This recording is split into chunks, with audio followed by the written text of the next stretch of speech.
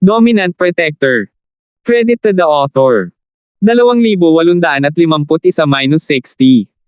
Ang mga pangalan po na nandito ay galing sa mga name generator. Kaya kung meron man pagkakatulad sa mga pangalan ng totoong tao o lugar, ito ay tunay na hindi sinasadya. I'm sorry. It's all because of me. Nagalit ako sa dragon ng 5 demonyo at idinawit ka. Humihingi ng tawad ang sinabi ni Kitty, paulit-ulit siyang tinulungan ni Terence, paanong hindi siya maaantig. Kapag nalampasan niya ito, nakonsensya si Kitty, walang utang sa kanya si Terence, kaya bakit paulit-ulit niya itong tinutulungan? Wala lang. Kahit hindi ako itinapon nito, tatalo na sana ako para hanapin ka. Team tayo, hindi naman pwedeng iwan ka na lang dito, diba? Sabi ni Terence. Tama, kamusta si Natoy? Tanong ni Kitty. Naipaghiganti na kita. Hindi na inalam ni Terence ang mga detalye, ngunit naniniwala siya na dapat na maunawaan ni Kitty ang ibig niyang sabihin. Gaya ng inaasahan, nalaglag ang panga ni Kitty. Ang lakas ni Terence ay wala sa kanyang inaasahan, ngunit ito ay inaasahan. Pagkatapos ng lahat, si Terence ay palaging dinudurog ang kanyang mga kalaban sa ilalim ng kanyang mga paa. Tumango si Kitty, ngunit sa pag-iisip kung paano niya nabigo na maibalik ang kaliskis ng Dragon of Five Evils, medyo nalungkot siya. Lumalala ang kalagayan ng Little Ninth, hindi naman ganito kalala noon, ngunit lumalala ito ng lumala noong nakaraang taon. Si Kitty ay naging abala sa paghahanap ng mga halamang gamot at mga paraan ng paggamot para sa maliit na ikasyam. Ang pamilya ni Kitty ay isang malaking organisasyon ng assassin, ngunit isa lamang ito sa pinakamalaki sa karaniwang mundo. Kung hindi dahil sa kalagayan ni Little Gio, wala silang anumang contact sa mundo ng mga practitioner. Ngunit ngayon, upang gamutin ang kalagayan ng munting Gio, walang pagpipilian si Kitty kundi ang humakbang sa hindi kilalang kaharian. Ano bang problema mo? Tanong ni Terence matapos makitang naging seryoso ang mukha ni Kitty. Wala lang. Hindi ko lang nakuha ang gusto ko sa pagsubok na ito. Napabuntong hininga si Kitty. Gusto mong pumunta sa dragon ng 5 kasamaan at hingin ang kaliskis nito. Bumilis ang tibok ng puso ni Terence habang nagtanong. Oo, gusto ko sana siyang kausapin, pero hindi niya ako pinansin. Akala ko tulog na siya, kaya pinuntahan ko yung isa, pero nagkunwari lang siyang tulog.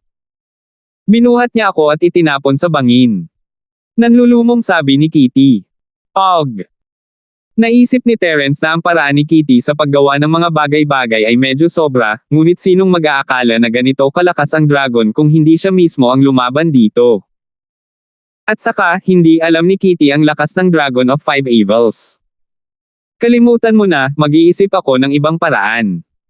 Umupo si Kitty sa lupa, niyakap ang kanyang mga binti. Bagamat sinabi niya iyon, makikita ng sinuman ang kawalan ng kakayahan sa kanyang mga mata. Kailangan mo bang humingi ng sukat ng dragon ng 5 kasamaan? Tanong ni Terence, lumalambot ang kanyang puso. Basta ito ay isang bagay sa Dragon of Five Demons Claw, ayos lang. Hindi ito kailangang timangan. Gayunpaman, kung ang isang piraso ng laman nito ay maputol, hindi ba ito mas magagalit? Sabi ni Kitty. Kung ito ay iba sa claw, sa tingin mo ito ay gagana. Inilabas ni Terence ang kuko ng dragon na nakolekta niya kanina at inilagay ito sa harap ni Kitty. Ito ay... Napakurap si Kitty. Ito ang kuko ng dragon ng 5 demonyo. Nakalaban ko na ito dati.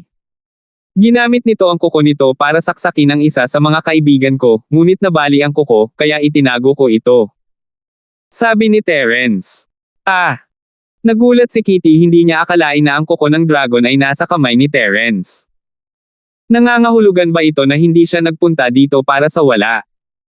Kukunin na sana ni Kitty ang kuko ng dragon mula sa mga kamay ni Terence nang maalala niya kung gaano ito kahalaga, hindi niya ito makukuha ng libre. Wala akong ipapalit sa iyo. Kung ganoon ay magagamit mo ang iyong sarili upang ipagpalit ito. Seryosong sabi ni Terence habang pinipigilan ang pagtawa. Natigilan si Kitty, hindi niya akalain na magkakaroon si Terence ng ganitong kondisyon.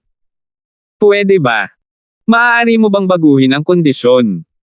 Kaya kung bumili ng utang. Saan kita hahanapin kung tumakas ka? Sabi ni Terence. Natahimik si Kitty.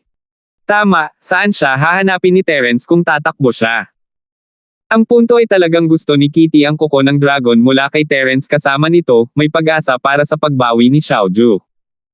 Hehe, inaasar lang kita. Inilagay ni Terence ang pako sa kamay ni Kitty at ngumiti, kunin mo, regalo ito para sa iyo.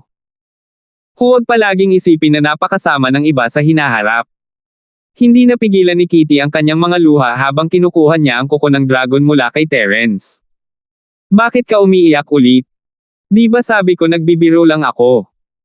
Hindi alam ni Terence ang sasabihin habang nakatingin sa punong-puno ng luha. Hindi. Umiling si Kitty. Terence, mabuti kang tao. Ako. Hindi kita papatayin. Pero may iba na ako sa puso ko, gagantihan kita sa ibang paraan.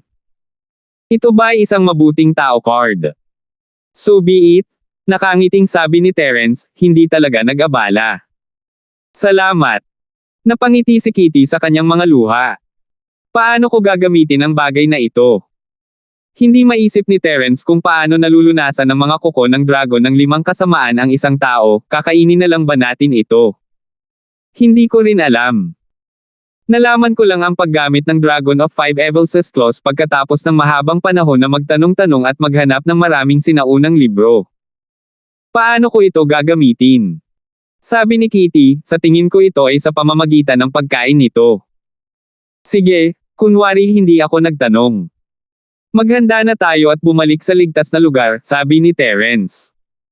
Si Quentin at ang iba pa ay malamang na naiinip na. Okay. Pero paano tayo aakyat dyan? Itinaas ni Kitty ang kanyang ulo at nakita kung gaano kataas ang bangin, imposibleng tumalon. I've down with someone else once before.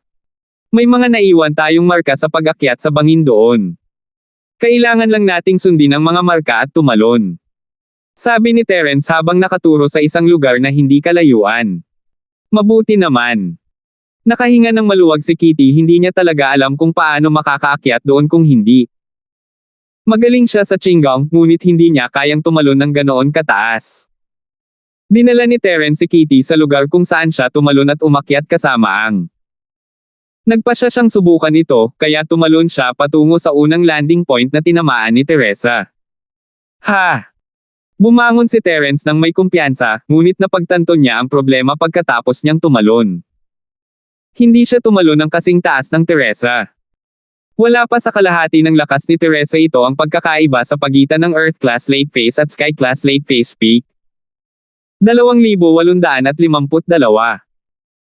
Hindi naisip ni Terence na umakyat nang bumaba siya sa bangin upang iligtas si Kitty sa ganang kanya, madali siyang umakyat gamit ang marka ng Big Dipper sa bangin.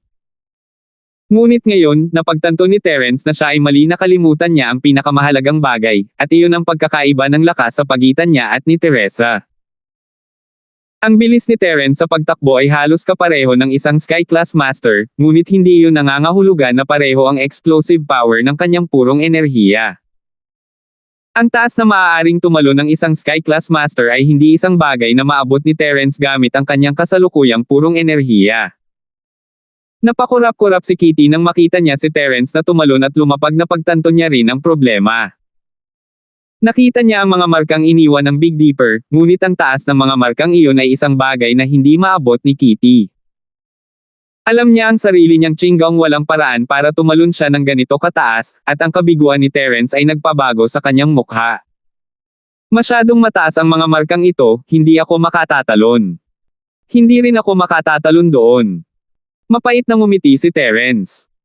Naubos na ng pagtalo na iyon ang halos lahat ng kanyang lakas, ngunit hindi pa rin niya naabot ang taas ni Teresa. Ang ganitong uri ng pagkakaiba sa lakas ay hindi mabawi. Kahit na naubos ni Terence ang lahat ng kanyang purong enerhiya, hindi pa rin niya magagawang talunin si Teresa. Sa hitsura nito, hindi lang kaya tumalon si Teresa ng ganoon kataas, ngunit napanatili rin niya ang kanyang lakas upang gamitin ang kanyang chi para tumama sa bangin. Inubos naman ni Terence ang lahat ng kanyang lakas para lang tumalon, pati na ang tumama sa bangin. Dagdag pa, sa kasalukuyang lakas ni Terence, malamang na hindi ito magdudulot ng anumang pinsala sa bangin. Ang Teresa ay Sky Class Late Phase Peak, ngunit nakagawa lamang siya ng ilang mababaw na marka sa bangin. Then we'll. Nanlaki ang mata ni Kitty. Hindi tayo pwedeng umakyat. Hindi ako makaakyat. Tumango si Terence. Masyado siyang nakatutok sa pagliligtas sa kanya at hindi niya inisip ang mga bagay na ito, ngunit huli na ang lahat. Maliban kung may isa pang practitioner tulad ni Teresa na bumaba upang iligtas sila, si Terence ay talagang walang magagawa. Kung ganoon, paano kayo nakaakyat dyan kanina? Curious na tanong ni Kitty. Ang kaibigan ko noon ay Sky Class Late Face Peak. Sinabi ni Terence kay Kitty kung paano niya napalitan ang lakas ni Teresa sa pag-akyat. Alam ni Kitty na sapat na ang alam niya, kaya hindi na kailangang itago ni Terence ang anuman. I see. Tapos, wala na bang ibang daanan? Tanong ni Kitty na nakakunot ang noo. Hindi. Dahil doon, sinabi ni Terence kay Kitty kung ano ang napag-usapan nila ni Teresa tungkol sa 5 masasamang bundok. Minsan na siyang nakulong, kaya hindi na niya naisip na maghanap ng ibang paraan palabas. Hindi ka makakalabas. Paano siya? Hindi ito matanggap ni Kitty, sa wakas ay nakahanap na siya ng isang bagay mula sa Dragon Claw, at gusto niyang ibigay ito sa maliit na siyam sa lalong madaling panahon, ngunit siya ay natigil dito. Iyan ang katotohanan. Walang magawa si Terence, ngunit wala siyang magagawa. Kung may isa pang paraan, hindi namin ginamit ang isang clumsy na pamamaraan. Aniya. Then, what about your Sky Class Late Face Peak friend? Malalaman ba niya na hindi ka bumalik at hinanap ka? Umaasang tanong ni Kitty. Random acquaintance lang yung kaibigan ko. Last minute lang kami nagkita. Pagkaakyat niya dito umalis na siya. Paano kaya siya makakabalik? Umiling si Terence. Nag-aalala rin siya, ngunit sa pagtitig sa mukha ni Kitty, alam niyang mababaliw ito kung patuloy itong magpanik. He tried to act calm, pero sa totoo lang nagpapanik din siya. Gayunpaman, ang pag-asa ni Terence ay nasa Skybolt na baboy, hindi siya sumama sa kanya, at kung maghintay siya ng ilang sandali at napagtanto ng Skybolt na baboy na hindi siya umakyat, pupunta ba siya at magsusumbong kay Shalom at sa iba pa? Gayunpaman, kung Chok at Shalom lang, hindi magagarantiya ni Terence na makakabangon sila. Baka matrap pa sila dito. Naisip ni Terence na palayain si Chok at suntukin ang bangin, ngunit siya ay nasa kalagitnaan ng yugto ng Sky Class. Siya ay isang physical practitioner, ngunit ang pinakamahalaga ay hindi siya natulungan ni Terence na mabawi ang kanyang lakas. Ang ulan sa tagsibol ay walang epekto sa mga pisikal na practitioner, at kahit pa dinala siya ni Terence, malamang na sumuko siya sa kalagitnaan. Siyempre, maaari niyang hayaan si Chok na gumaling ng natural at ibangon siya muli kapag siya ay gumaling. Sa ganitong paraan, maaari siyang umakyat ng isang antas, ngunit ang kawalan ay halata ang oras ng pagsasanay ay limitado. Pagkatapos ng 20 araw, ang chi ng 5 kasamaan ay papasok sa katawan. Magaling si Terence, ngunit hindi kaya ni Chok at ng iba pa. Malamang mababaliw sila bago pa man umabot sa kalahati ng taas. Kaya ang pamamaraang ito ay hindi gagana. Si Terence ay sumalungat, hindi niya alam kung ano ang pipiliin ng baboy. Tapos, pumunta ka pa rin para iligtas ako. Hindi ba ibig sabihin na nakulong ka dito kasama ko? Tumingin si Kitty kay Terence nang may simpatiya, hindi alam kung ano ang sasabihin.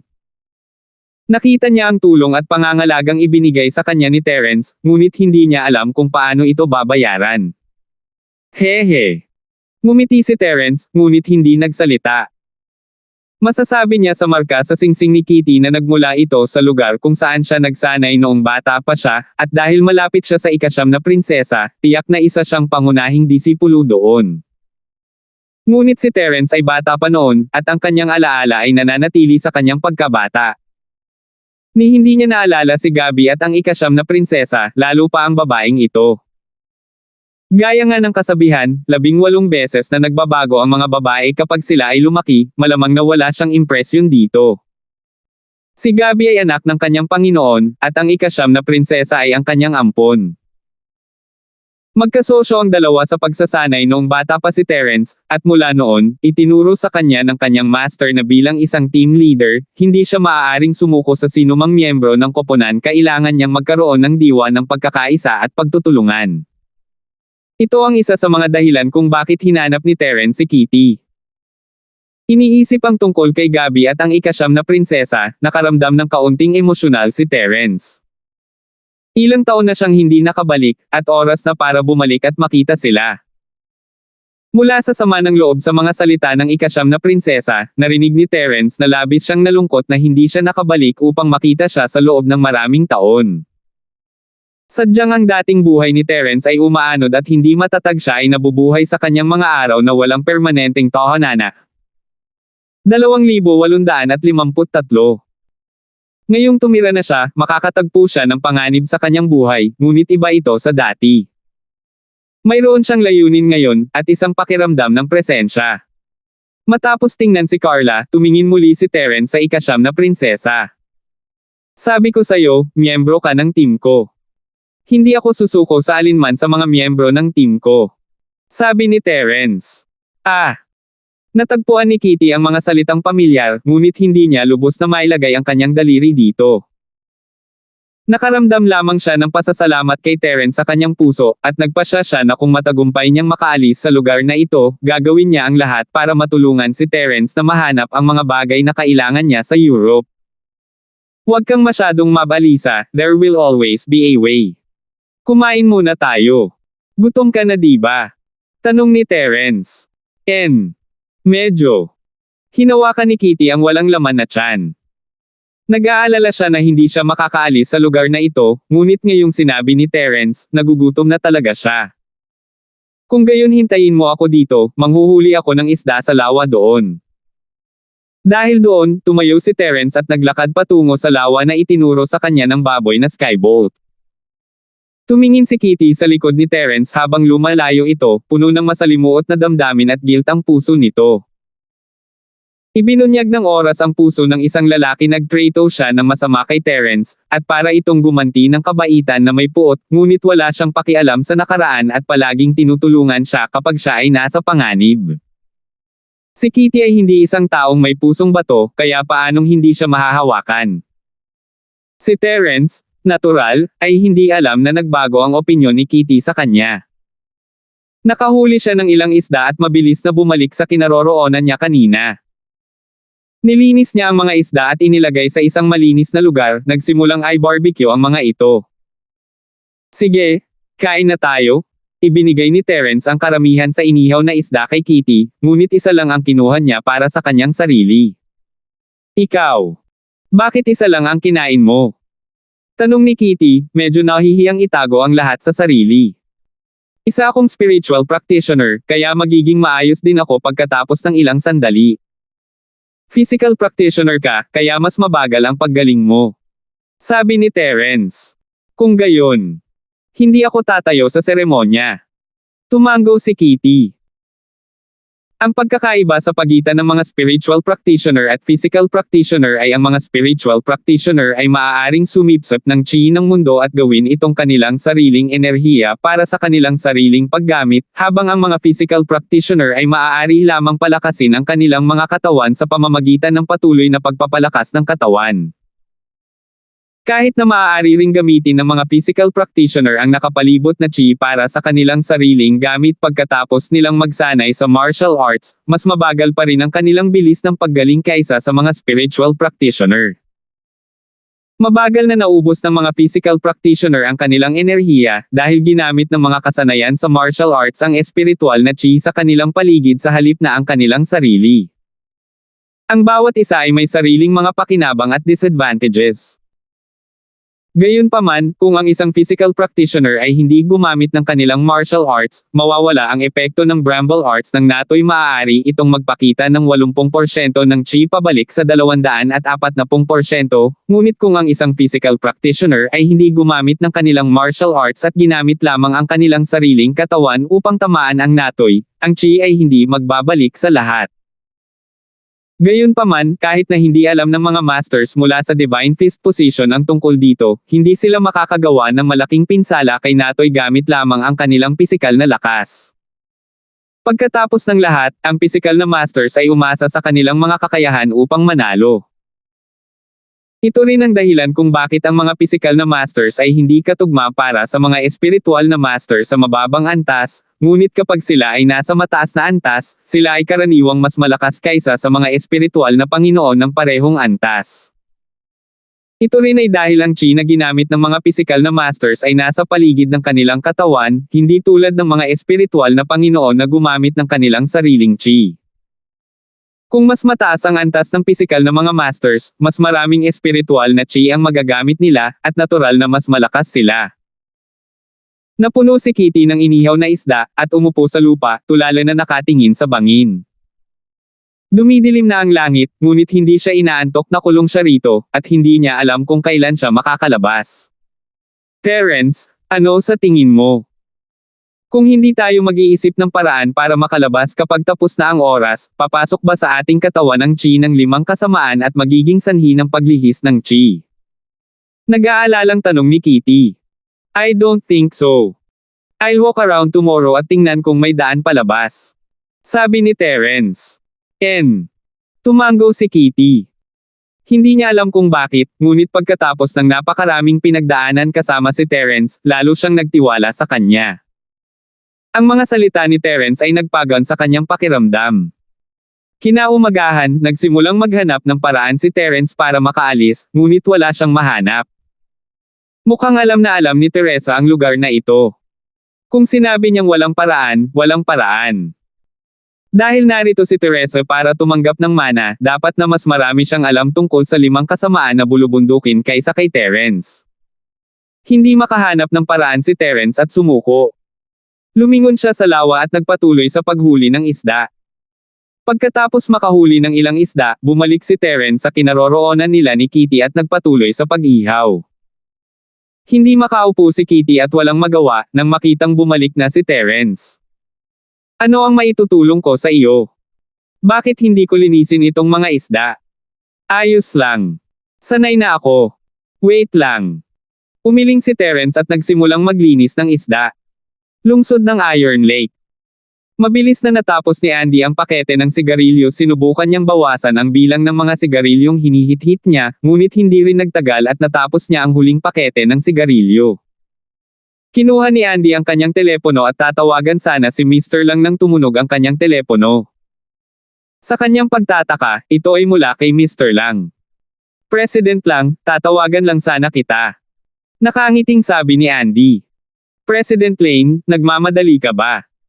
Natatakot ka ba na tumakas ako pagkatapos mong bigyan ako ng pera? Tanong ng munting kalinisan na may matingkad ng ngiti. Haha, paano yan? Comprehensive strategic cooperation namin ni President Lang, and our medicinal herbs business is worth hundreds of a year. Do you think magiging interesado si President Lang dito sa 30 million? Hindi akalain ni Andy na magsisinungaling sa kanya si Mr. Sa isang banda, ito ay salamat sa hypnotist, at sa kabilang banda, ang dalawang kumpanya ay magkakaroon ng ilang daang milyon sa negosyo bawat taon pagkatapos lagdaan ang kontrata. Hindi magiging interesado si Mr. Lang sa ganoong kaliit na halaga ng pera. Nagbibiro lang ako. Boss Lane, may air report akong magandang balita sa iyo. Sabi ni Piper.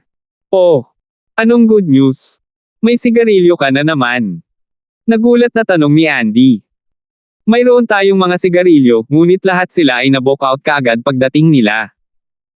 Mr. Lane, sa palagay ko ay dapat mong tiisin ito sandali. Dapat tayong tumuon sa paggawa ng pera. Sabi ng munting kalinisan. 2,854. Naka-book out na ba? Wala ni Katie Ting. Natigilan si Andy. President Lang, that won't do. At least leave some for me. I'd rather earn less money than keep my own. Ngunit, napakataas ng kita. Ang presyo ng pagbili nitong pakete ng sigarilyo ay humigit kumulang $10,000. Ibinente ko muli ito ng higit sa $20,000. May kabuuang 2,000 pakete ng sigarilyo sa batch na ito. Kapag nabente muli, makakakuha ako ng 200% ng kita. Little Pure said, nag-invest kami ng 30 million, kasama na ang pera na ginamit namin para suhulan ang mga gang leaders nang ipuslit namin sila.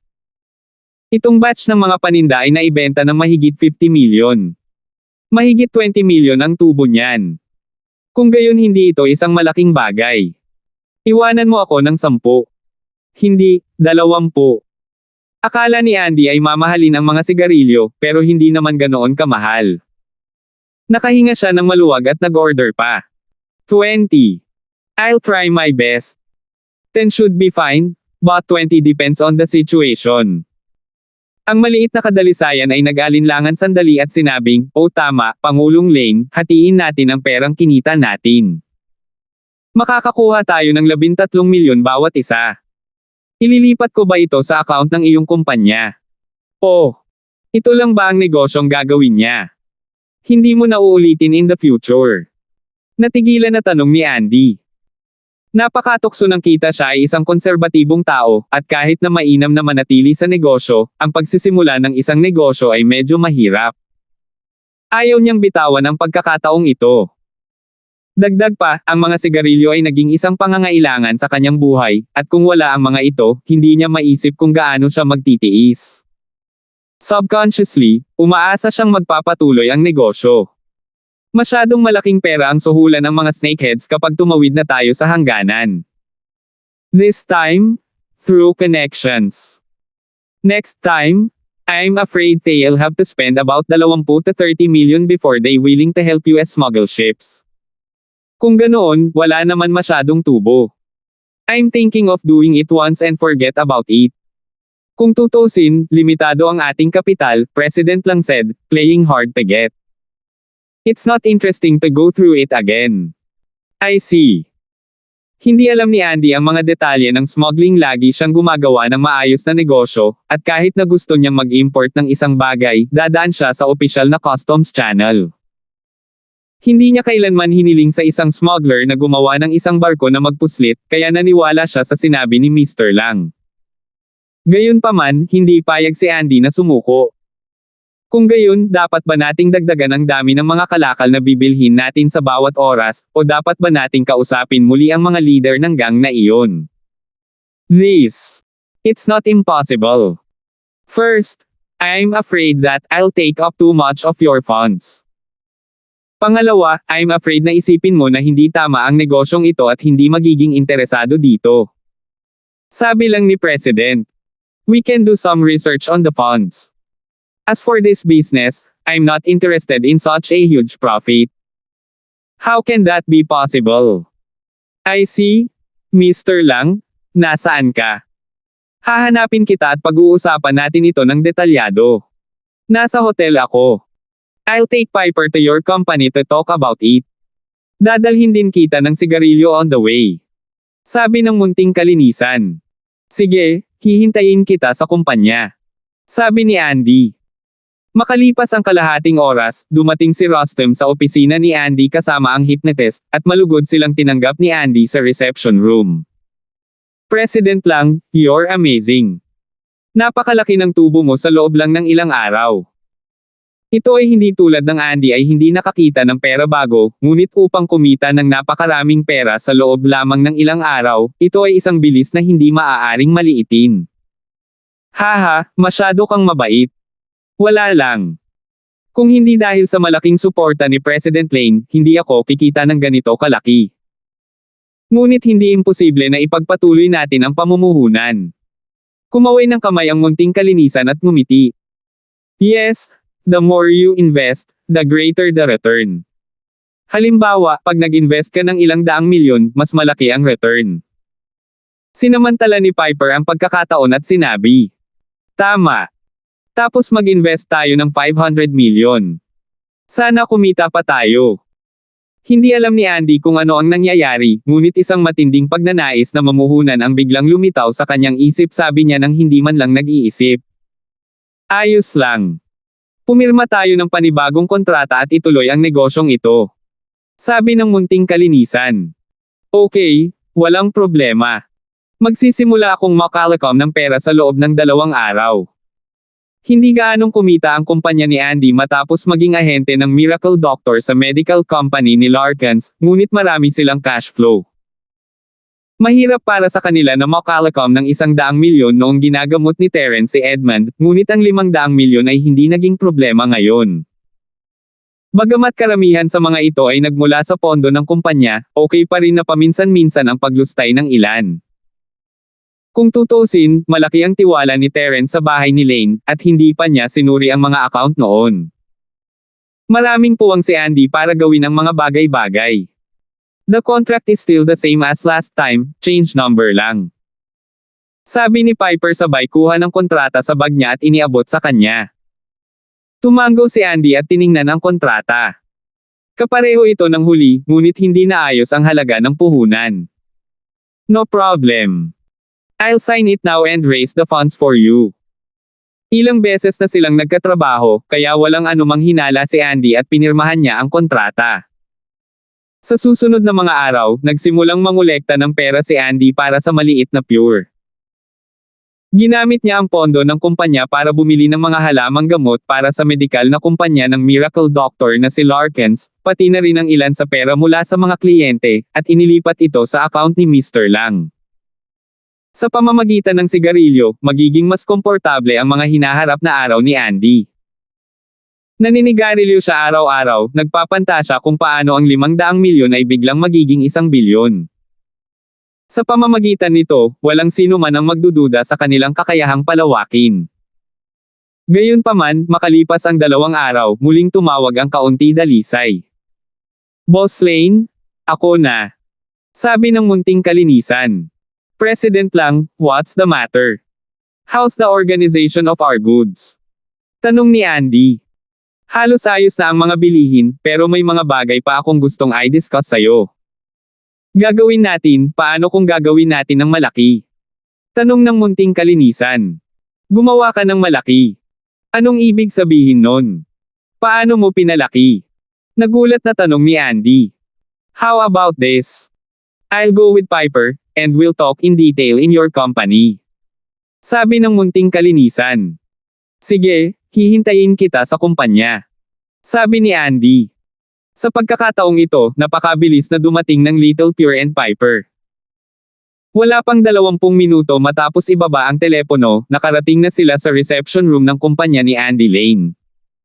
2,855. President Lang, anong plano mo? Tanong ni Andy. I'll let Piper tell you the details. Little Pure made a hand gesture to Piper. Ngayon ay ang araw upang isara ang lambat, kaya upang maging ligtas, ang maliit na dalisay ay handa na hayaang magpaliwanag si Piper. Kahit na si Piper ay patuloy na nagbibigay ng psikolohikal na mga pahiwatig sa lahat ng oras na ito, at sa pagdaragdag ng maliit na dalisay at mabuting pagkakaibigan ni Andy na nabuo sa mga sigarilyo, walang mga bahid. Bueno, panahon ng ani ng mga dahon ng tabako sa maliit na bansang iyon, kaya't ang presyo ng sigarilyo ay naging mas mura kamakailan. Ito ay halos $8,000 kada sigarilyo. Kung ating sasamantalahin ang pagkakataong ito upang maibalik ang maraming bilang ng mga sigarilyo, kahit na hindi natin maibenta ang mga ito ng sabay-sabay, maaari pa rin nating ibenta ang mga ito sa loob ng 1 buwan. At unti-unti pa rin tayong makakapagbenta ng mga ito. Sinabi ni Piper kay Andy ang kwentong inihanda niya noon pa man. Siyempre, hindi niya kailangang sayangin ang hininga niya na hypnotize na niya si Andy nang magsalita siya. Sa madaling salita, hanggat nag-i-invest tayo ng mas maraming pera, maaari tayong kumita ng mas maraming pera. Naintindihan ni Andy ang ibig niyang sabihin. Tama. Ano ang intensyon ni Boss Lane? Bagamat maaari tayong kumita ng mas maraming pera ngayon, kukuha ito ng maraming pondo. Hindi pa ba kumikita ang paglalagay ng mga pondong ito sa bangko? Sinasadyang sinabi ni Piper, ngunit habang nagsasalita siya, ginamit niya ang kanyang hypnosis para ipahiwatig kay Andy na okay lang na ubusin ang pondo, basta't maaari silang kumita. It's not a big deal, pamilyar ako sa medical company ni Miracle Dr. Larkins, kaya okay lang na ilipat ang pera sa kanila mamaya. Hindi naman problema na i-delay ito ng 1 buwan o higit pa, pero medyo mahirap makalakam ng mas maraming pera. We'll have to wait for Miracle Dr. Guan's medical company to send their products over this month. I'll have to pay wholesale them, and the provincial agents to pay them. Una, tatagal ito ng ilang araw. Hindi sana naging bulag si Andy kung nasa ibang negosyo siya, ngunit hinihit-hit niya ang sigarilyong ito noon, at alam niya kung gaano ito kasarap. Maraming mayayamang tao ang naramdaman din niya, at sa hypnosis ni Piper, iisa lang ang nasa isip niya, at iyon ay kung paano makalakam ng pera. Hindi man lang niya naisip na maghinala. Sige, ikaw ang bahala, President Lane. Makabubuti kung magtatagumpay ang deal na ito, ngunit huwag kang magdadala ng pabigat sa iyong kumpanya. Walang katapusan ang kumita ng pera, marami pang pagkakataon sa hinaharap. Sabi ng munting kalinisan, kunwari mapagbigay. Haha, President lang, money is definitely not a problem. Since I've agreed, I can naturally get it. Since there's such a opportunity, let's make a big one. I'll go and prepare now. Hindi na nagsalita pa si Andy, at mabilis na pumunta para kunin ang pera. Sige, hindi na kita iistorbahin, President Lane. Kung may magandang balita, paki-share sa akin. Tumayo din ang maliit na kalinisan. Then I'll take my leave. President Lane, please go ahead. Sa posisyon bilang pangunahing ahente at tagapagtustos ng kumpanyang medikal ni Larkins, ang pagpopondo ay hindi naging problema para kay Andy. Hanggat ang magkabilang panig ay naglalagay ng ilang presyon, maaari siyang makalakam ng 1 bilyon. Kaya pagkatapos paalisin si President Lang at Piper, nagsindi siya ng sigarilyo at nagsimulang manigarilyo. Kasabay nito, nagsimula siyang mag-isip tungkol sa kung paano gamitin ang mga pondo ng kumpanya. Ngayon ang ika-15 araw ng paglilitis ng sekta ng Sky Elixir. Maliit na bilang lamang ng mga kalahok ang nakabalik sa likod na bundok ng Sky Elixir sect sa pamamagitan ng teleportation formation. Karamihan sa mga kalahok ay mananatili dito magpakailanman. Sa 5 kasamaang Savage Land, ang mga bangkay ng mga magsasaka ay makikita sa isang nakapirming distansya. Lahat sila ay mga magsasaka na pinatay ng mga espiritong hayop. Si Quentin, Shalom, Chalk, at Sian ay natarante ngayon ang araw na dapat nilang lisanin ang 5 masasamang Savage Lands, at si Terence ay hindi pa nakakabalik. Bagamat may pagkaantala pa ng 5 araw, napakaraming araw na walang balita. Maaaring walang anumang balita sa susunod na 5 araw. Hindi pa bumabalik si boss, anong gagawin natin? Tumingin si Shalom kay Quentin, siya ang unang sumunod kay Terence, at alam niya ang kanyang pagkatao ang pinakamahusay. Kaya sa tanong ni Shalom, napatingin din sa kanya sina Chalk at Sian. Maghintay pa tayo ng 2 araw. Kung hindi babalik si boss sa loob ng 2 araw, sabay tayong pupunta sa teleportation array at aalis muna sa lugar na ito. Sabi ni Quentin pagkatapos ng ilang pag-aalinlangan. Naunawaan niya ang personalidad ni Terence. Kung maharap siya sa panganib o problema, magiging pabigat lang ang mga ito sa kanya kung mananatili sila. Bukod dito, mayroong 5 kasamaang chi sa 5 kasamaan na Savage Land. Pagkatapos ng 15 araw, ang 5 kasamaan na chi ay sasalakayin ang katawan ng magsasaka. Kapag ang oras ay umabot sa 20 araw, ito ay lampas sa tolerance range ng isang normal na magsasaka. Kung hindi sila aalis, ang 5 kasamaang chi ay magdudulot sa kanila ng himatayan o mapunta pa sa chi deviation. So, walang kwenta kung maghintay sila dito. Kung sila ay tinamaan ng chi, si Terence ay kailangang maghanap ng paraan upang mailigtas sila. Mas mabuting umalis muna. This isn't very good. Kung wala si boss, malalagay tayo sa napakadelikadong sitwasyon. Baka mamatay pa tayo dito. Labis na hinangaan ni Chalk si Terence, naghiganti lang siya sa kapwa niya disipulo. Kung wala si Terence bilang kanyang amo, si Natoy ay parang kaaway niya. Iba siya sa iba, hindi siya pinayagan ni Natoy na manatili sa isang ligtas na lugar kahit na hindi niya ito patayin. Chalk, you've misunderstood me. Boss is a man of his word. Kung patuloy tayong maghihintay dito, hindi maiiwasang salakayin ng chi ng 5 kasamaan ng ating mga katawan. Kung hindi niya ito kayang harapin, hindi rin natin magagawa. Sinabi ng amo na umalis na tayo pagkatapos ng paglilitis ngayon, kaya maghihintay pa tayo ng 2 araw. Kung hindi muna tayo babalik sa oras na iyon, Quentin. Mabuti naman. Naunawaan ni Shalom ang ibig sabihin ng Quentin at tumango, tama si Kuya Quentin, malakas si boss. Wala tayong maitutulong dito at baka hilahin pa siya pababa. Tumango si Chuck. Bagamat ayaw niyang umalis, may katuturan ang mga salita ni na Quentin at Shalom. Alam niyang walang kwenta ang paghihintay dito, kaya mas mabuting umalis na siya. Gayunpaman, mas nag-aalala siya tungkol sa ibang bagay. Nitong mga nakaraang araw, ang mga espiritong hayop sa labas ay tila nagngangalit. Noong nakaraan, hanggat may malayong distansya, ang mga espiritong hayop ay hindi magkukusa na atakihin ang mga magsasaka, ngunit ngayon, ang mga espiritong hayop ay humahabol at umaatake sa mga magsasaka. Natatakot ako na kahit na lumabas tayo, hindi tayo magiging maingat sa mga espiritong ito.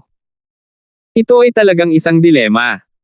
2,856. Napagmasdan ko na ang mga espiritong hayop ay hindi gaanong aktibo sa gabi. Kung tama ang aking hula, ang espiritual na chi ng langit at lupa, o ang chi ng limang kasamaan, ay mas siksik sa gabi, na kung saan ay maginhawa para sa mga espiritong hayop upang linangin. Sa makatuwid, bihira silang maglakad-lakad sa gabi. Kahit na makakita sila ng mga magsasaka ng tao, hindi ito dapat maging isang malaking problema kung hindi nila gagawin. Si Sian ay isang mapagmasid na tao. Imposibleng magbenta ng impormasyon sa sinaunang antas ng walang matalas na pananaw. Hindi niya sinasadyang mapansin ang maraming bagay na hindi napapansin ng iba. Pinagmamasdan niya ang pattern ng pag-aalsa ng mga espiritong hayop sa nakalipas na ilang araw at napunta sa ganitong pattern, gayunpaman, hindi ito ganito sa buong gabi. Sa pagitan ng 2 at 4 ng umaga, wala ni isang espiritong hayop ang dumaan sa ligtas na lugar. Oh, ganun ba? Tuwang-tuwa si Shalom. Sian, you're really well informed. Natuklasan mo pa ang pattern na ito. Mahihirapan ang mga normal na magsasaka na mapansin ang pattern ng mga spirit beast, insurrection sa ilalim ng ganoong tensyon na sitwasyon. Kahit ang Sky Elixir sect ay hindi alam. Ito ay dahil walang makakapaghula sa mga pattern ng paggalaw ng mga spirit beast pagkatapos nilang magmukmak. Bago ang riot ng spirit beast, ang mga galaw ng mga spirit beast na ito ay masasabing irregular. Maaari silang magtanim kapag gusto nila, magpahinga kapag gusto nila, at umatake kapag gusto nila. Gayunpaman, ito ay naiiba ngayon. Sila ay nasa siklab ng galit sa paghahanap ng mga magsasaka araw-araw, ngunit hindi sila maaaring maging siklab ng galit 24 na oras sa isang araw. Dapat may panahon para sila ay magpahinga at maglinang. Ang oras na ito ay sa pagitan ng 2:00 hanggang 4:00 ng umaga nang matuklasan sila ni Sian. Nahihiya ako. Kaka-confirm ko lang kagabi. Tutal hindi naman ako sigurado sa hula ko kanina. Nagkibit-balikat si Sian at sinabing, sa bilis natin, makakarating tayo sa teleportation array sa loob ng 2 oras. Tutal, hindi naman tayo kalayuan sa teleportation array. Hindi naman natin kailangang umalis ng 3 araw ng maaga. Pwede tayong umalis ng maaga ng 2 araw. Maghihintay tayo ng 1 araw.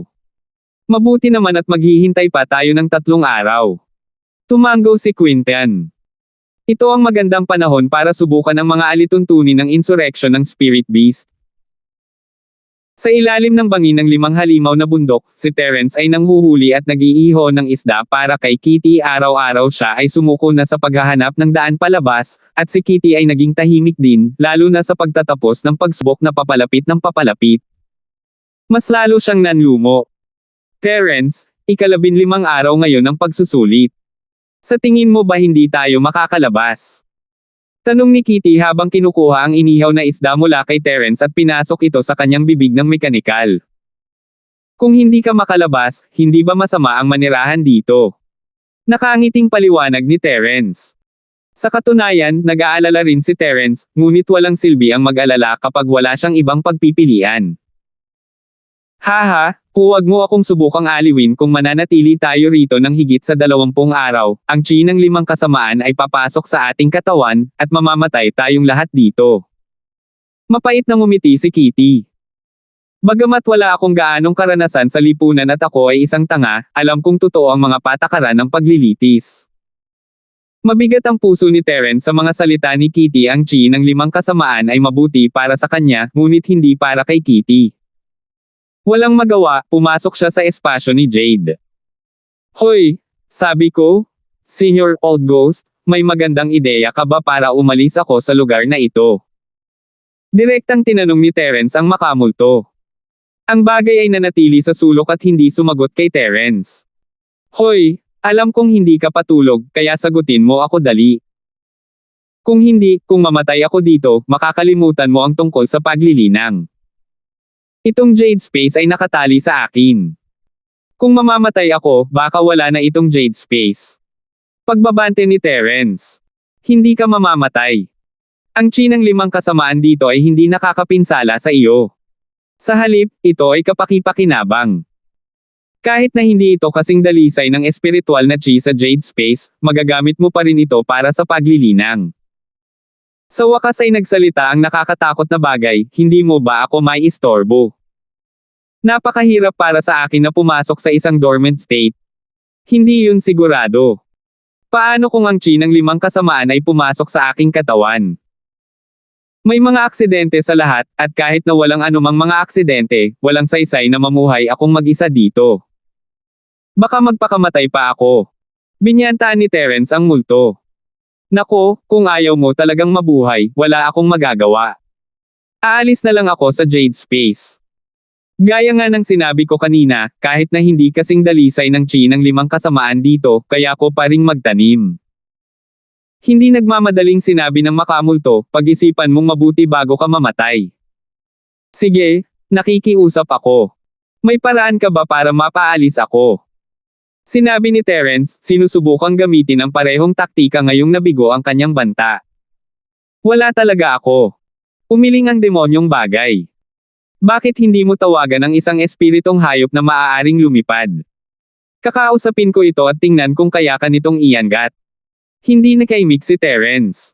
Ito. Saan ako pupunta para kumuha ng isa? Walang mga spirit beast sa malapit. Kung ganoon wala na akong ibang pagpipilian. I will continue to enter the dormant state. Huwag mo akong istorbohin kung walang importante. Ang bagay na sinabi kay Terence at nawala. Elder George. Tumingin si Terence kay Kuya George. I don't have a choice to. But you should train a little more. Kapag naging Heaven's Path expert ka, baka maibalik ang alaala ko. Baka makatawag pa ako ng flying saucers at ihatid ka. Sabi ni Elder George. Kalooban ng langit. Lumilipad na platito. Nagdilim ang mukha ni Terence nang bumalik siya sa realidad. Anong ginagawa mo? Talagang maraming libreng oras si Kitty nitong mga nakaraang araw, tinanong niya si Terence matapos makita siyang nakaupo lang doon na parang tulala, naglilinang kaba.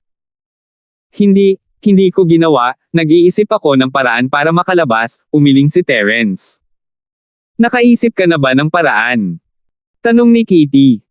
Hindi pa, umiling si Terence at binigyan si Kitty ng inihaw na isda. Eto, ang huling inihaw na isda. Tapos na, makakain ka na. Oh. Kinuha ni Kitty ang inihaw na isda at nagsimulang kumain. Nang matapos, umupo siya sa lupa at tumingin sa kaliwat kanan, hindi alam ang gagawin. Bigla niyang nakita ang mga buto ng isda na kinain niya noon, at sinimulan niya itong ayusin. Alam ng lahat kung paano kumain ng isda, ngunit kakailanganin ng ilang pagsisikap na pagsamasamahin ang lahat ng buto ng isda pagkatapos kainin ang isda. Madali lang ang malalaking buto sa gitna basta't hindi nabali. Ngunit ang mga buto sa likod at tiyan ay maliit at magulo, kaya mas mahirap pagsamahin ang mga ito ng maayos. Gayunpaman, maingat na inayos ni Kitty ang mga buto marahil ito ang pinakamahusay na paraan upang pumatay ng oras kapag siya ay naiinip. 2,857. Napakurap-kurap si Terence habang tinitingnan si Kitty na inaayos ang mga buto ng isda, bumabaon sa kanyang mga alaala. Noong bata pa siya, ang kanyang amo ay may tanong na tulad nito upang sanayin ang kanyang memorya at mga kasanayan sa pagmamasid. Ang pagbabalik ng mga buto ng isda pagkatapos kumain ay isang pagsubok din bawat taon. Gayunpaman, ang lahat ng ito ay naging bahagi ng alaala ni Terence, magpakailanman. Umalis na ang kanyang amo, at hindi niya alam kung saan siya nagpunta. Tungkol naman sa mga buto ng isda, hindi na pumunta si Terence at isa-isa itong inilagay. Ang isang dahilan ay hindi na kailangang sanayin ni Terence ang kanyang memorya at mga kasanayan sa pagmamasid na tulad nito. Dalawa, si Terence ay unti-unting humahakbang sa landas ng isang practitioner, iniiwan ang mga araw ng pagiging isang mamamatay tao. Napuno ng emosyon si Terence habang nakatingin kay Kitty, na para bang bumalik siya sa kanyang pagkabata.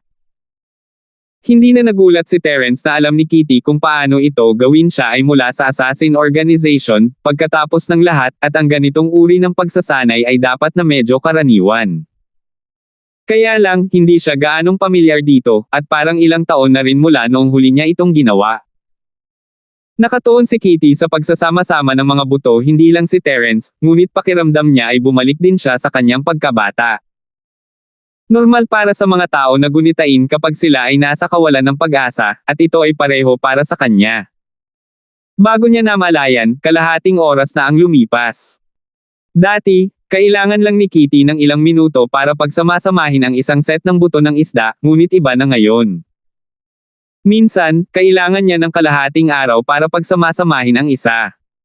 Dumampot si Kitty ng buto ng isda, inilapag, at dinampot muli. Hindi siya sigurado kung ano ang gagawin, ito ay isang katulad na buto ng isda, isa sa likod at tiyan ng isda, at ang haba at kapal ay halos pareho. Kumunat ang noo niya at nagsimulang mag-isip. Pagkaraan ng ilang sandali, sa wakas ay ibinaba ni Kitty ang kanyang kamay at inilagay ang buto sa tiyan ng isda. Ito ay fishbone sa likod ng isda. Ilang beses ko nang sinabi sa iyo ang pagkakaiba, pero bakit hindi mo maalala? Hindi alam ni Terence kung matatawa o maiiyak sa mga kinikilos ni Kitty, ngunit napagtanto niya na may mali pagkatapos niya. Ang taong nasa harap niya ay si Kitty, hindi ang kanyang kalaro noong bata pa, si Gabby. Ang anak ng kanyang Panginoon, si Gabby, ay dati ring ginugulo ang buto ng isda na ito, at kailangan siyang itama ni Terence sa bawat pagkakataon. Natigilan si Kitty, medyo nanlabo ang kanyang mga mata. Itinaas niya ang kanyang ulo at napagtantong si Terence iyon. Sa sandaling iyon, naisip pa niya na si Terence ay ang parehong tao. Ano ang sinabi mo? Wala lang, sabi ko mali ang spelling mo. Dapat nandito itong fishbone. Sabi ni Terence, sabay turo sa likod ng isda. Paano mo nalaman? Natarante si Kitty na papasok siya sa sarili niyang mga alaala para marinig ang sinabi ni Terence, o baka nag-hallucinate siya. Sinubukan ko rin. Sabi ni Terence. Oh, salamat. Ibinalik ni Kitty ang buto sa likod ng isda. Hindi ko inaasahan na gagawa ka ng ganoong kabagot na bagay. Naiinip ka ba? Pinag-iisipan ni Terence kung dapat niyang sabihin sa kanya na mula rin siya sa pangkat ng assassin na iyon. Hindi siya pamilyar kay Kitty noon, ngunit napakaraming beses na silang nagkita, at sa pagkakataong ito, magkaibigan na silang nangangailangan. Hindi kailangang mag-alala ni Terence tungkol sa kanyang karakter. Ang babaeng ito ay medyo walang kwenta, ngunit hindi siya madaldal at magpaikot-ikot na nagsasabi sa mga tao. Dagdag pa, nagpaplano siyang pumunta sa isla kung saan siya nagsanay pagkatapos ng pagsusulit upang bisitahin sina Gabby at Xiaoju. Ngunit hindi alam ni Terence kung makakaahon pa ba siya sa pagsubok na ito, at wala siya sa mood na pag-usapan ito. Ang mga buto ng isda ay maaaring magsanay ng memorya at pagmamasid ng isang tao. Assassin ka dati. Napakurap si Kitty. Ang bawat magsasaka ay talagang isang mamamatay tao. Sa mundo ng mga magsasaka, ang kaibigan ngayon ay maaaring maging kalaban bukas. Kung wala kang matalas na intuition, natatakot ako na hindi mo alam kung paano ka namatay. Ito ay tulad ng kung paano ka mabait upang iligtas ang isang tao, ngunit ang taong iyon ay gusto kang patayin sa halip, nakangiting sabi ni Terence. Ikaw. Terence, bakit mo pa sinasabi ang tungkol dito? Sinabi ko na ngang hindi kita papatayin. Pulang-pula ang mukha ni Kitty sa sobrang kahihiyan. Nagbibigay lang ako ng halimbawa, hindi ikaw. Inosenteng sabi ni Terence. Hindi ko sinabi yon. Tanggi ni Kitty. Hehe. Ngumiti si Terence. Anong tinatawa-tawa mo? Tanong ni Kitty. Wala lang. Naramdaman ko lang na parang kaibigan kita dati. Nagsasabi lang si Terence ng totoo, nag-ilusyon siya na si Kitty ay kaibigan niya noong bata pa, si Gabby, pero instinct lang iyon. Pagkatapos ng lahat, napakaraming taon na ang lumipas, at hindi man lang naalala ni Terence kung ano ang hitsura ni Gabby. Ang Gabby ngayon ay dapat na nagsasanay ng husto, naghahanda na mamana ang dating King of Assassins na posisyon ng kanyang ama. Imposible para sa kanya na ipagsapalaran ang kanyang buhay upang makapasok sa mundo ng paglilinang at lumahok sa ilang pagsubok. Bagamat pareho silang pinangalanang Yang, marami sa mga alagad ng henerasyong ito ay mga ulila. Pagkatapos nilang makagraduate, sinunod nila ang apelyido ng kanilang master, Yang, kaya hindi ito nakakagulat. Kawawa naman talaga ang palusot mo para saktan mo ako. Inilibot ni Kitty ang kanyang mga mata kay Terence, mahina ang kanyang boses. Paano ito nanliligaw? Kilala kita, okay. Sinasabi ko ang totoo. Hindi mo iniisip na sinusubukan kitang habulin, hindi ba? Ang hirap sabihin. Tayong dalawa na lang ang natitira dito. Kung hindi talaga tayo makakalabas, kung hindi mo ako hahabulin, sinong hahabulin mo? Wala man lang spirit beast dito. Nagbibiro lang si Kitty, masyadong boring dito, kung tutuusin, at tinanggap na niya si Terence, kaya wala na siyang galit sa kanya. Hehe, hindi talaga ako makalabas, kaya pag-iisipan ko. Sabi ni Terence. Hindi, may Prince Charming na ako sa puso ko. Mas gugustuhin ko pang mamatay kaysa magpasakop. Sabi ni Kitty. Kung gayon, hindi mo ba narinig na pinipilit ng Overlord ang sarili sa busog? Tanong ni Terence. Kung hindi ka natatakot na papatayin kita, gawin mo ang gusto mo. Sabi ni Kitty. Haha. Ngumiti si Terence at tumingin sa langit. Gabi na. Magpahinga ka na. Magsisimula na rin akong magtanim. Hindi nagatubili si Kitty at humiga sa lupa, handang matulog. Hindi siya nagbabantay laban kay Terence sa kanyang lakas, imposible para sa kanya na gumawa ng anuman sa kanya. Katulad ng sinabi ni Terence, maaari niyang ipilit ang sarili sa kanya. 15 araw talaga ang pinakamainam na oras para umalis sa paglilitis. Ito ang linya ng paghahati. 2,858. Bagamat sa ika-16 na araw, ang mga magsasaka na nanatili sa trial ground ay hindi direktang hihimatayin o dumaranas ng chi deviation, lahat sila ay nakaranas ng iba't ibang antas ng panghihina at pagkahilo, na siyang mga palatandaan ng chi ng 5 kasamaan na pumapasok sa katawan. Dapat nilang lisanin ang Savage Land ng 5 kasamaan sa lalong madaling panahon bago ang 20 araw. Pagkatapos umalis, ang chi ng 5 kasamaan sa kanilang mga katawan ay dahan-daang mawawala.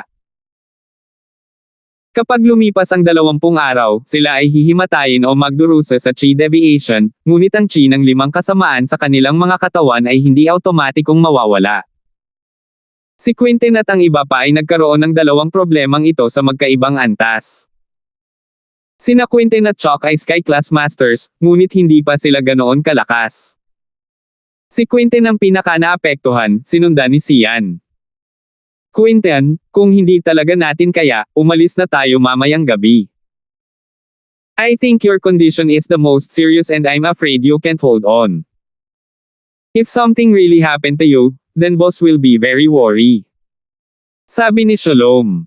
Ito. Kumapit ka lang ng 1 araw pa. Kaya ko pa.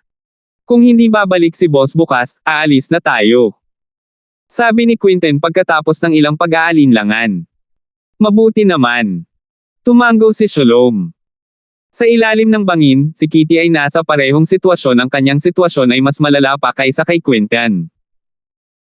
Siya ay mas mahina kaysa sa Quentin sa simula, at habang ang kanyang antas ay mas mataas, Mystic Plate Face Peak, ang kanyang depensa ay mas mahina kaysa sa Quentin's. Dagdag pa rito, ito ang bundok na may pinakamakapal na 5 kasamaan na chi sa buong 5 kasamaan sa ligaw na lupain. Ang dragon ng 5 kasamaan ay hindi maaaring mamuno sa lugar na ito kung hindi. Terence, 15 days have passed, today is the 16th day. Medyo nahihilo ako, at wala akong lakas. Pumasok ba sa katawan ko ang chi ng 5 kasamaan? Bumagsak ng husto ang espiritu ni Kitty. I think so. But don't worry. There's always a way out. Baka may ibang paraan. Manghuhuli pa ako ng isda para mapunan muli ang iyong enerhiya, sabi ni Terence habang siya ay tumayo. Hindi tinanong ni Terence si Kitty kung siya si Gabby, ngunit alam niyang narito siya para kumuha ng gamot para sa Sham. Labis siyang nag-aalala sa kanya. Salamat. Ngumiti si Kitty. Bigla niyang naramdaman na mabuti na nasa tabi niya si Terence bago siya mamatay. Inisip niya na si Terence ay isang pervert, ngunit ngayon ay tila siya ay isang mabuting tao. Kung hindi pa nasasakupan ng iba ang puso niya, baka na in love na siya dito. Sa pag-iisip na iyon, ang lahat ng magagandang bagay tungkol kay Terence ay pumasok sa kanyang isipan. Dinala niya si Gabby sa pagsusulit sa Ice Palace, pinagdadaanan ang lahat ng problemang iyon para lamang makakuha ng gamot para sa kanyang kasintahan. Gaano ka-touching iyon? At paulit-ulit niya itong tinulungan ng walang hinihinging kapalit. Hindi nakakagulat na nagustuhan siya ng batang babae ni Akira, marami siyang magagandang puntos. Sa isang kisap mata, nakabalik na si Terence mula sa pangingisda. Araw-araw siyang nangingisda, at palagi siyang nag-iiho ng isda para kay Kitty. Salamat. Hindi alam ni Kitty kung ano pa ang masasabi niya para ipahayag ang kanyang nararamdaman maliban doon. Tahimik niyang kinuha ang isda at nagsimulang kumain. Gayunpaman, si Kitty ay walang lakas na mayroon siya. Kahapon nahulog siya sa isang sulok upang magpahinga pagkatapos ng inihaw na isda, ang kanyang ulo ay umiikot. Si Terence, sa kabilang banda, ay kinakalikot ang mga buto ng isda dahil sa inip. Kahit nagpapanik si Terence, wala siyang magagawa. Hindi siya sinatoy, at hindi niya masipsip ang chi mula sa katawan ni Kitty.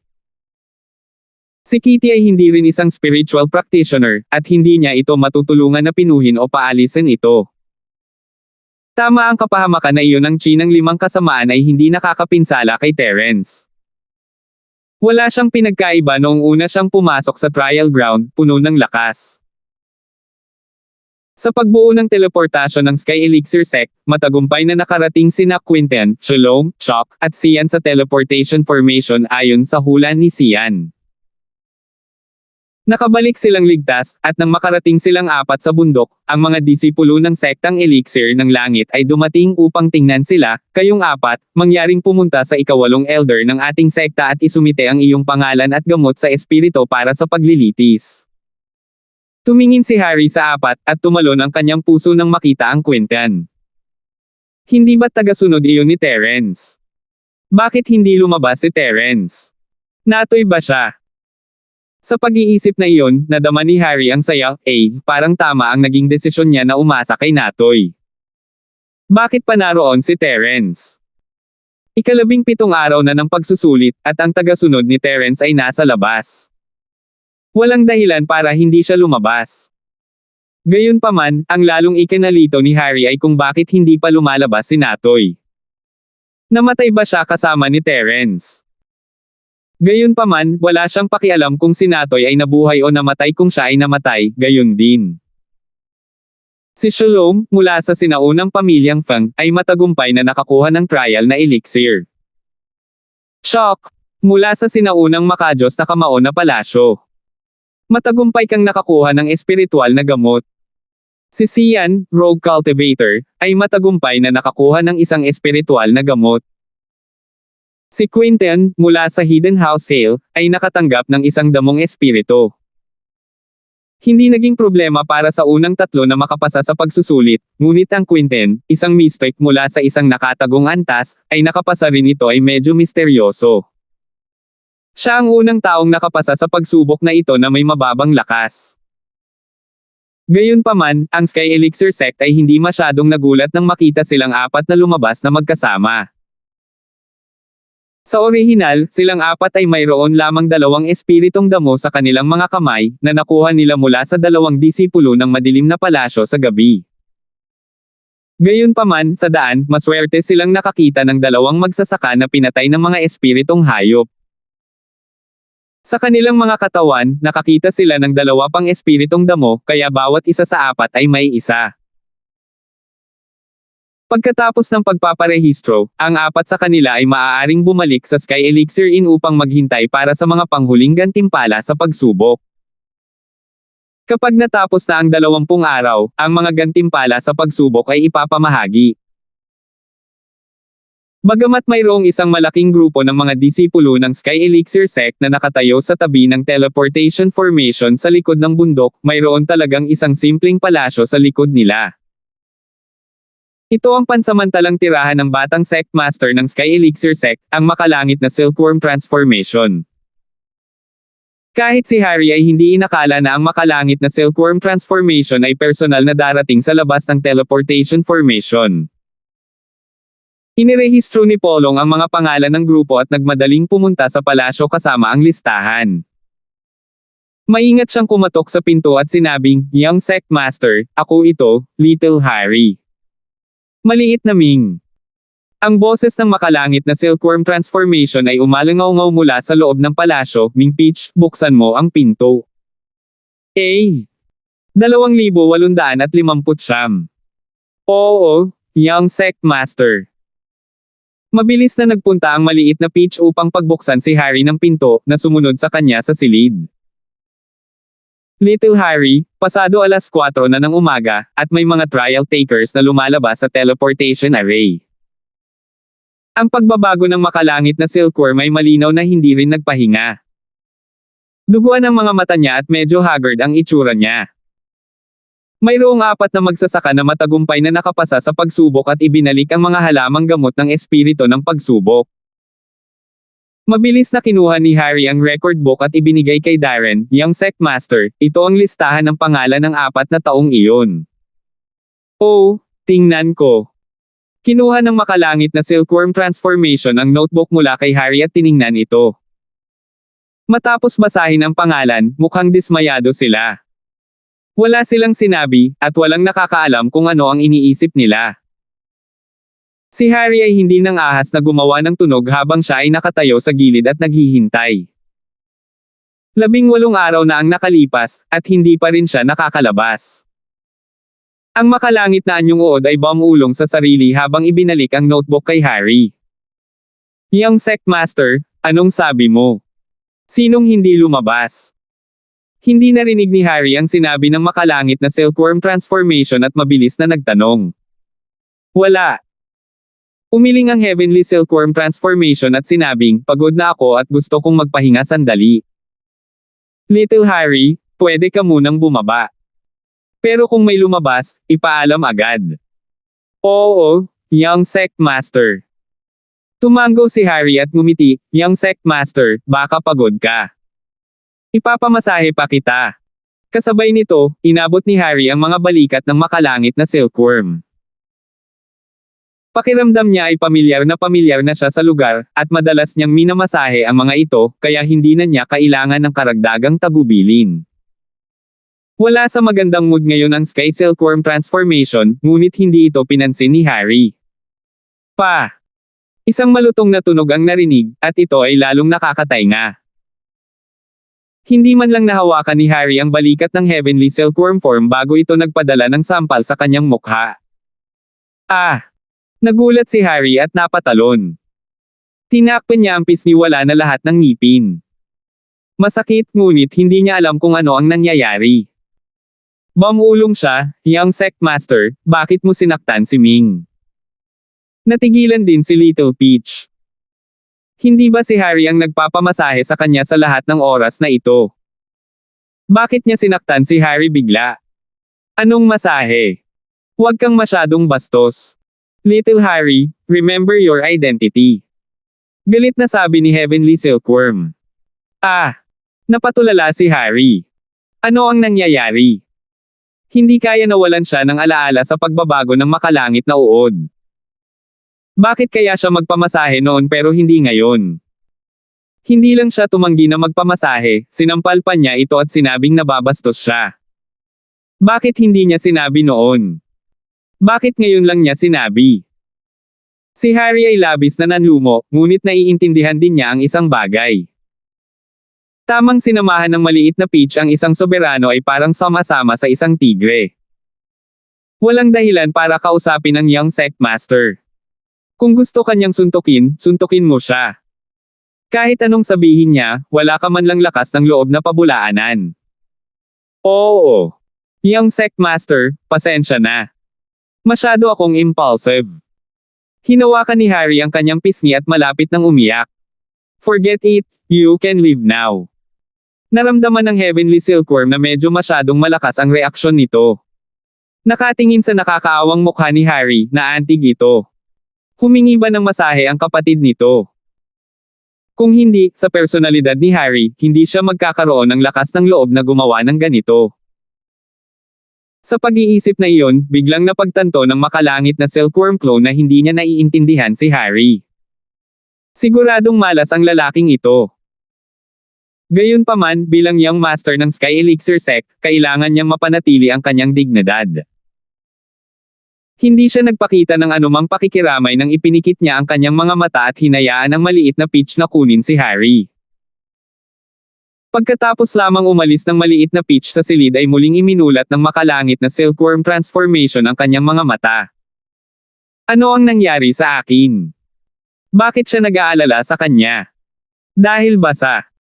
Nakipag-away siya ng magkatabi, at isang kaibigan na nagdaan sa hirap at ginhawa sa kanya. O dahil siya ang unang lalaking nakahawak sa katawan niya. Kung narito si Terence, makikilala niya na ito ang babaeng nakadilaw, si Teresa.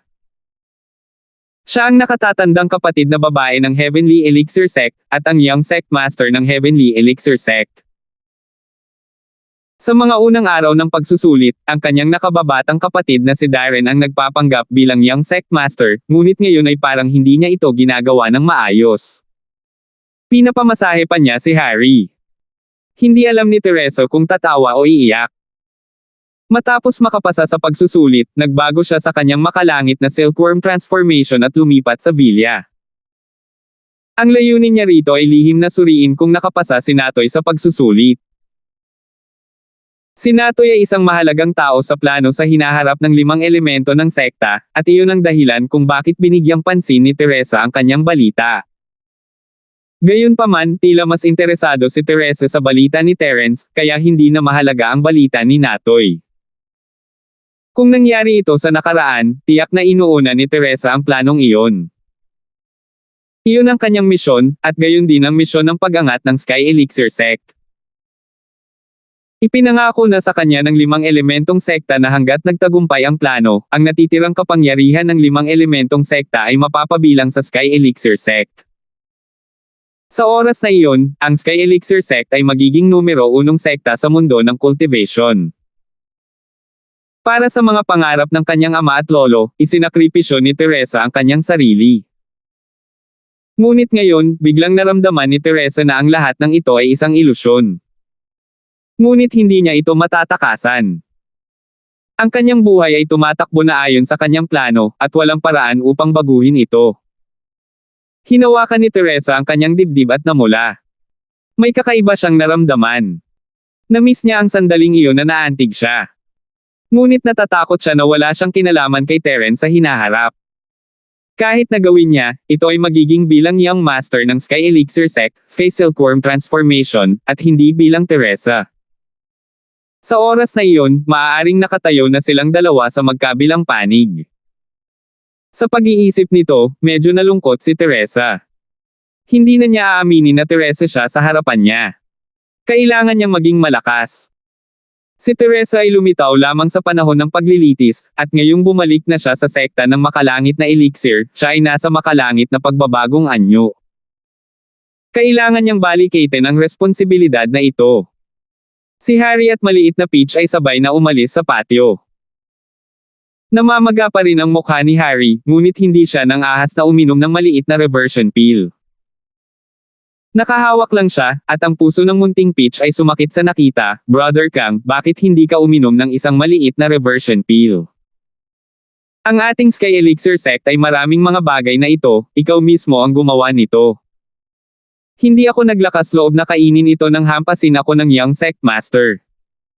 Little Peach, tama ka. Hindi mahuhulaan ang ugali ng young Sect Master. Malamang bad mood siya ngayon, kaya ako ang may problema. Mapait na ngumiti si Harry. Tama, Kuya Kang. Kailangan mong maging mas maingat sa hinaharap. Kung hindi, kung mawalan ako ng pabor, paano mo ako papakasalan? Medyo nag-alala din si Little Peach. Huwag kang mag-alala, Little Sister Peach. Siguradong magsusumikap ako para sa iyo at tatanggapin ako ng Young Sect Master. Sabi ni Harry. 2,806 na po. Oo. Tumingin si Little Peach kay Harry na may pagtataka, Brother Kang, you're the best. Si Harry ay hindi nang ahas na manatili pa at mabilis na bumalik sa teleportation formation. Kung tutuusin, siya ang managing elder dito. Pagkatapos makipagpalitan ng ilang salita sa maliit na Peach, tumakbo siya pabalik.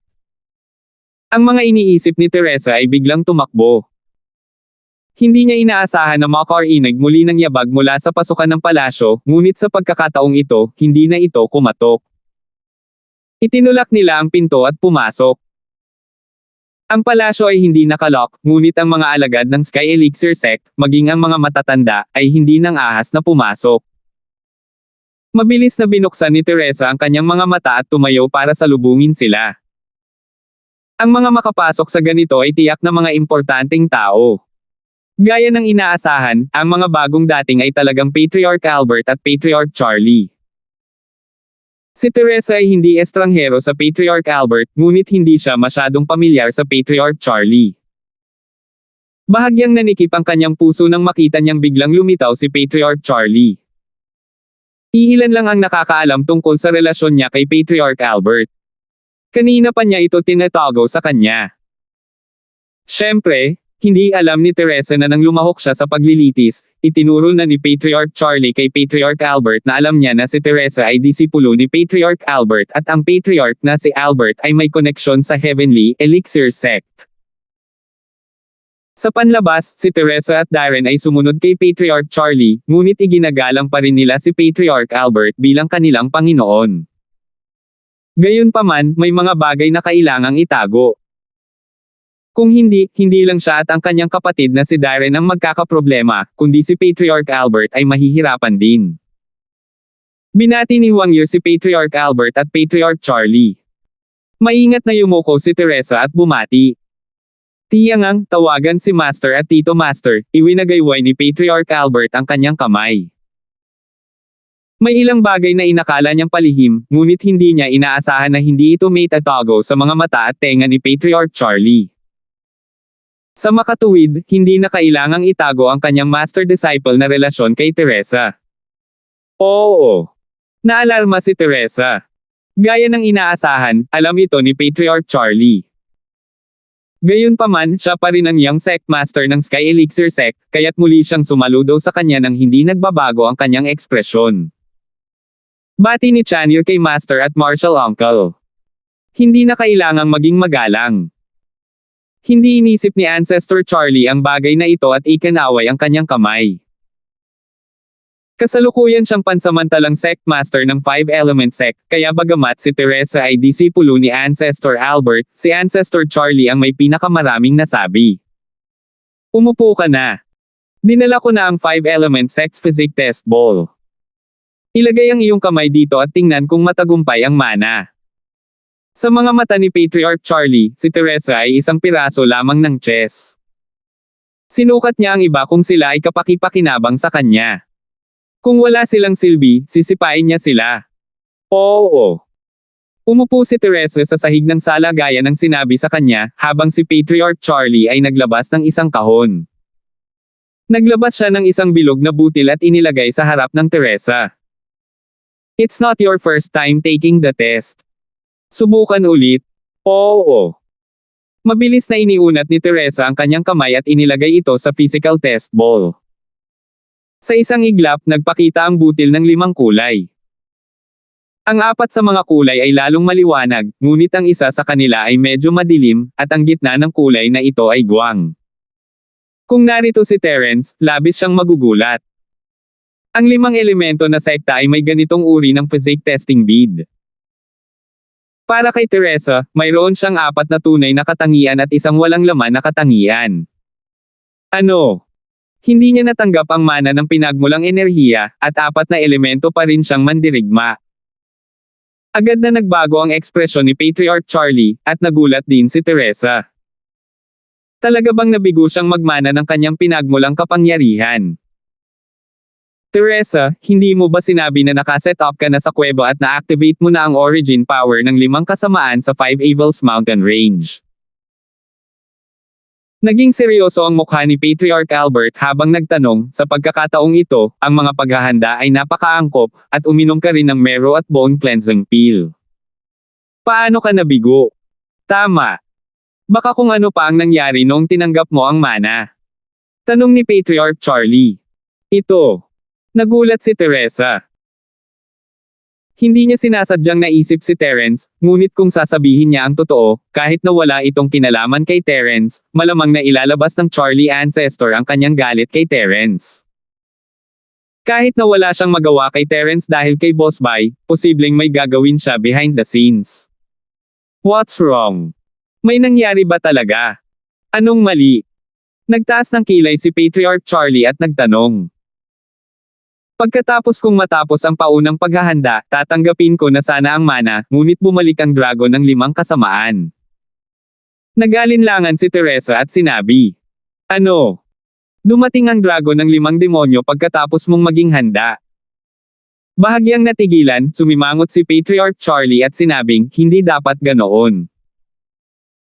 Logically speaking, sa napakaraming cultivator above earth rank na pumapasok sa 5 evil savage lands ng sabay-sabay, ang Dragon of 5 Evils ay tiyak na maaalerto at maaakit palabas ng kuweba. Pagkatapos ay gagawa siya ng ilang mga pagsasaayos para sa lahat ng mga espiritong hayop sa 5 kasamaan na savage lands at mag-uutos na labanan ang mga magsasaka na ito na may ranggo sa lupa. Paano nakabalik ang dragon ng 5 kasamaan ng ganoon kabilis? Tulad ng nangyari, ang pagbabago sa mga tuntunin sa paglilitis ng sekta ng Sky Elixir ay ang paggawa ng Patriarch na si Charlie ng 5 elemento ng sekta. Ang lahat ay para payagan si Teresa na matagumpay na matanggap ang mana. Ang 5 kasamaan na Savage Land ay ang teritoryo ng mga espiritong hayop. Ang mga taong nagsasaka na pumasok ay natural na makikita bilang mga kaaway. Gayunpaman, pagkatapos ng libu-libong taon ng pagsubok, nalaman ng Sky Elixir sect na ang mga cultivator sa ibaba ng Earth class ay ang limitasyon na maaaring tanggapin ng mga spirit beast. Ang mga practitioner ng Golden class at Mystic class na pumapasok sa 5 evil savage lands upang pinuhin ang kanilang mga elixir ay mapanganib, ngunit iyon ay kung hindi sinasadyang makasagap sila sa isang espiritong hayop, hindi nila hahayaang habulin sila ng espiritong hayop at atakihin sila. O sa halip, ang mga espiritong hayop ng 5 masasamang savage lands ay minamaliit ang mga practitioner ng may lakas, hindi nila sila tinanggap, ngunit hindi nila sila hinahabol kasama ang isang malaking grupo. Gayunpaman, kapag ang cultivator na pumasok sa 5 fiend na savage land ay higit na sa earth grade, ang mga cultivator na ito ay ituturing na mga intruder. Ang dragon ng 5 fiends ay ilalabas at mag-uutos sa lahat ng spirit beast sa 5 fiend na savage land na patayin ang mga cultivator na ito ng magkasama upang protektahan ang teritoryo nito mula sa pagsalakay ng mga cultivator ng tao. Sa pagkakataong ito, upang maakit ang dragon ng 5 kasamaan palabas ng kuweba at magbigay ng mga utos, hindi nag-atubili si Ancestor Charlie na isakripisyo ang buhay ng napakaraming cultivator na mas mataas sa ranggo ng lupa. Ito ay sapat na upang ipakita na siya ay isang walang awa na tao. Ito ay hindi masyadong marami na magkaroon ng isang mabisyo anak na babae tulad ng Little 11. Kahit ang kanyang anak na babae ay hindi kasing bisyo niya. Ito rin ang dahilan kung bakit napakarahas ng mga spirit beast sa 5 fiend na savage lands. Sa mga unang araw, ang dragon ng 5 fiend ay nagbigay lamang ng mga utos sa mga espiritong hayop na malapit sa 5 hanay ng bundok. Ang mga espiritong hayop ay mayroon ding wika upang makipag-usap sa isa't isa. Ang mga espiritong hayop na nakatanggap ng mga order ay makakahanap kaagad ng lumilipad na espiritong hayop na mahusay sa pagpapadala ng mga sound wave. Salamat po at sinamahan ninyo ako. Ingat lagi mga master.